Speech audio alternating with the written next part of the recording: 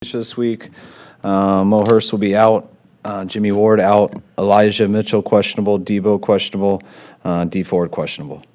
Go ahead.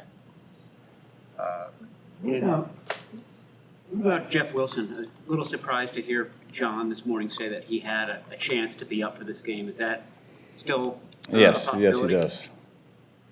Kittle and Gold probably activated tomorrow. Yeah, Kittle will be up. It will be up. And Robbie. Yep.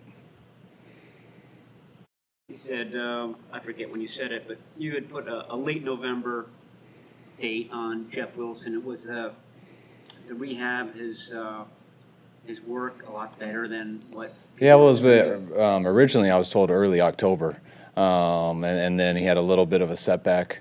And so that's when I think when you guys asked me, it went to late November after that. I think we were being pretty safe with it, but he's kind of taken off in these last few weeks and got back to our original guess. Does his availability have any, or let's just put it this way, Wilson and Mitchell, are they related in any way? Yes, it does. I mean, one, it had to do with how he looked this week, and he had a great week. But, that is only 3 practices in. But he looked as good and ready as he could be. So from a health standpoint and everything, there's no question on that. Ideally, in the perfect world, I'd like to give him a couple more practices too. But with Elijah being questionable and stuff and the way he looked this week, that's why it's an option. Ford's back issue related to what kept him out last year? Yes, it's. That's never fully gone away. That's something he'll deal with most likely forever. So something that's on again, off again. It had the reason it's mentioned for the first time is that we think it came up with his concussion. Some of the symptoms presented as a concussion last week with the hit he took, but it acted up some stuff in the back that has been bothering him this week. I think Deebo was listed on the Ridge Report last week at this time. Is he a little worse off? Yes, he's worse this week. Yeah. How was he? He was able to go out there today, which he wasn't yesterday. But today it's a half-speed day, so I think if we went full speed, it would have been probably tough for him. He doesn't seem like a guy that he doesn't look like he is ready to sit out this week, the way. No, Deebo, he never is. Deebo is a guy that if it's possible for him to play, he will. That's why you got to communicate with him a lot, and I understand his personality and what he wants, and he also understands what it means if he does play and he can't last through it or has to go out after 2 series or something. So glad we got 2 more days to decide that, though.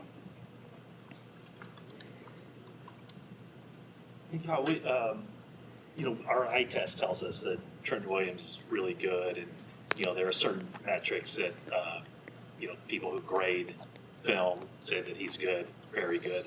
Well, what can you tell us? Like, how do you judge an offensive lineman? And is there anything you can kind of put into perspective or give us some context on what kind of year that Trent Williams is having?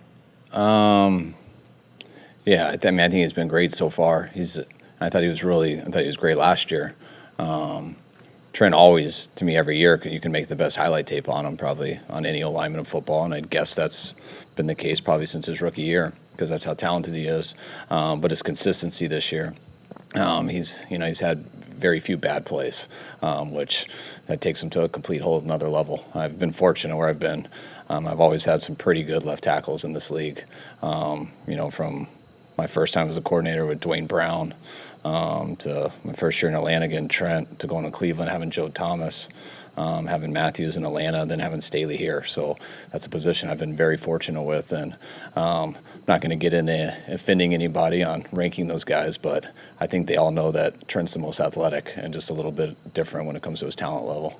Because of that, and it seems like sometimes he's inventing new ways to, put people on the ground and just almost like doing double pass sets. Is it hard to even use his tape to show other guys because, as in it's not really easy to replicate what he does? Yeah, it's similar to showing a bunch of wideouts Julio Jones tape and saying, hey, just do this. I coached him to do this, so why can't you? I'm just joking. I would never say that, but there's just certain things that certain people can do that players respect and just watch.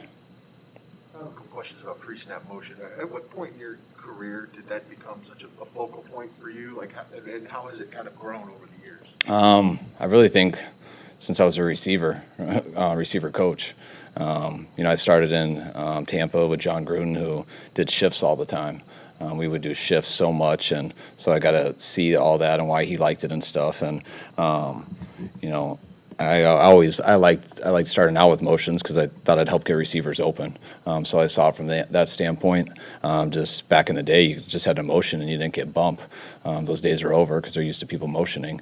But then you start to learn more about defense where they play a coverage to slot, but then when you go back to pro, they play a different coverage. When you go back to slot, they got to go back to a certain the third coverage. And when you watch 11 guys communicate to each other 3 different times, that makes defenses slow down. And there's also tells you can give the quarterback. So there's just a lot of advantages to it.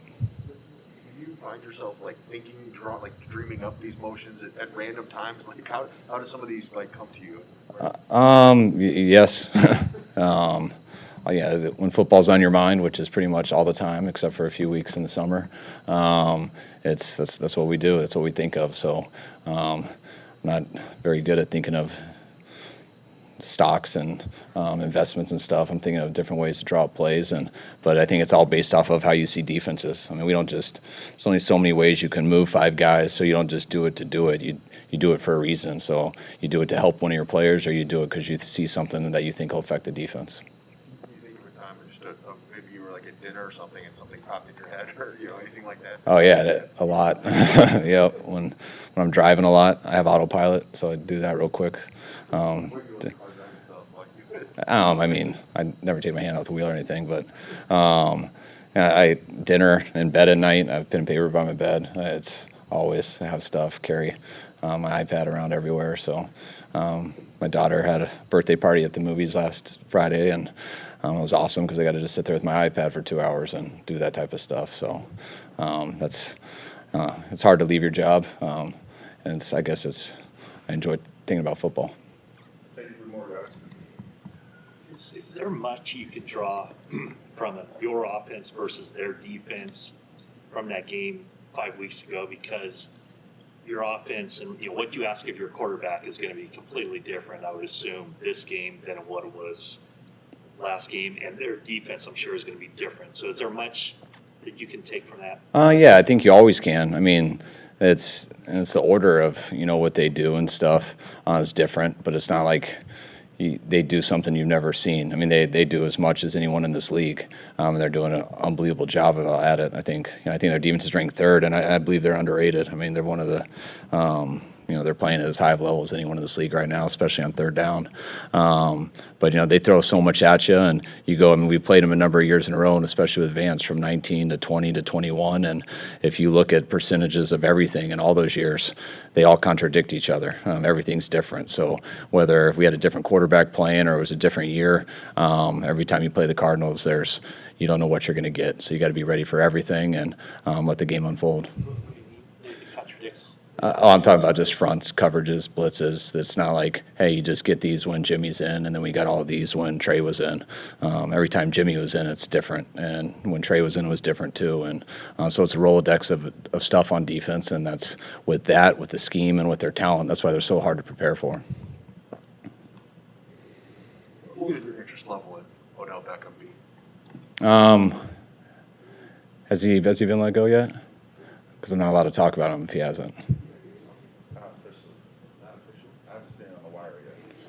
Trying to set me up, get me in trouble. I saw the announcement on the Browns. Yeah, everyone's big fans. The only one who's not. Did you get a chance to watch any of the Jets game last night? Just seeing Josh Johnson. I know you talked last year about you guys wanted to give him a chance to play. Yeah. Did you see that last night? I saw the end of it. I saw the score on. I thought it was pretty out of hand. We're sitting here doing some stuff, and then I got away from it and thought it was going to be over, so I just flipped it on. And I saw the last drive, and so he must have done a hell of a job because they had a legit chance getting back in that game. I remember asking one of the coaches in the office in the 3rd quarter, I'm like, hey, should they take Wentz out? And they were like, hell yeah, they should. And I was like, that's not 41-17 with 2 minutes to go. That's what we did versus Detroit, and we almost lost. And I go, so you never know, but that can never happen again. And then I turned it on later, and Josh I think he was going in to make it a 1-score game with like 2 minutes left. It was something like that, and I saw how frustrated he was when they got that. I think it was a pick. But no, Josh is a competitor. I was real happy for him, just that he got it and got the opportunity, that he gave him a chance to come back and win, and just watching him on how crushed he was on that turnover at the end just shows you the type of competitor he is. All right, guys. See you later.